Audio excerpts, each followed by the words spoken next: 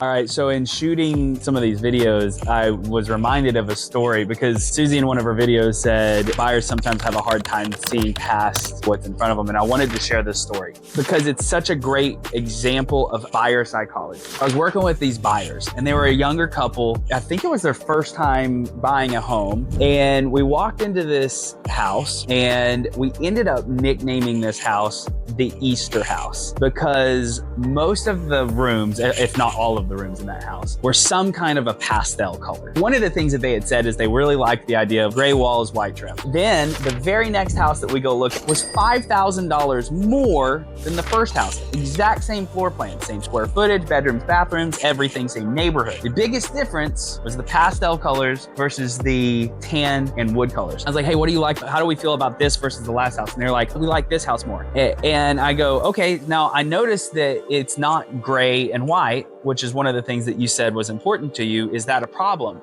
And their response to me shocked me. And they said, oh no, that's not that big of a deal. We can paint it. And I realized in that moment, they can see the change from not exactly the color scheme that I want to the color scheme that I want easier than an extreme. The colors I really don't like to the colors I really like. It's the same process. It would have been the same process to go from the pastel house to the gray and white color scheme as it would have been to go from the tan and wood to the gray and white. In fact, it'd probably be easier to go from the pastel to the gray than the tan because the wood is stained. It's not painted. So they could not see past that extreme color, that extreme thing that they didn't like. They wanted something that was move-in ready, that they could see themselves changing in the future sometime. And that is why I don't recommend doing some kind of like a flooring allowance or a carpet allowance or an allowance in lieu of repairs, because it would be better for you as a seller to put in a flooring that may not be the ideal flooring that buyer wants, but it's easy for them to see themselves move into it, than it would be to have some extremely